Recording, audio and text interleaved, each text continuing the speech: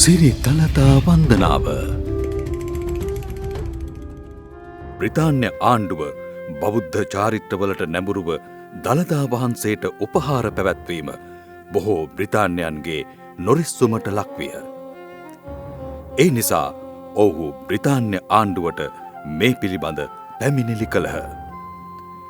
මෙම තත්ත්වය යටතේ බ්‍රිතාන්‍යයන්ගෙන් ඇති වූ නොසන්සුන්තා මධ්‍යයේ දළදා වහන්සේ සිංහල පක්ෂයට භාරදීමට 1846 දී ඉංග්‍රීසි ආණ්ඩුව කටයුතු ආරම්භ කරන ලදී.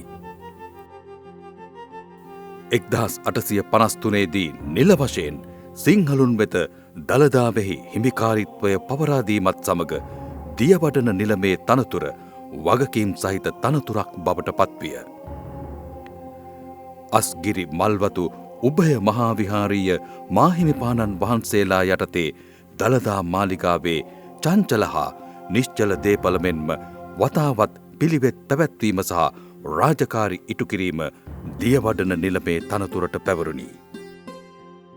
රාජ්‍යත්වය හා බෞද්ධාගමේ සංකේතයක් වන දළදා වහන්සේ විෂයෙහි ඉහතකී සම්ප්‍රදාය මේ වනතෙක් අඛණ්ඩව ක්‍රියාත්මක වෙමින් පවතී.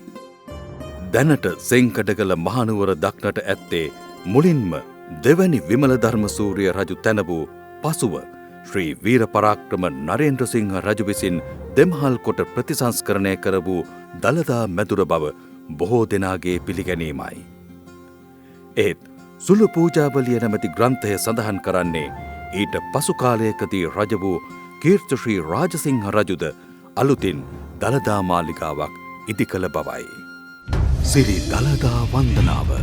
දළදා ගමන් මග.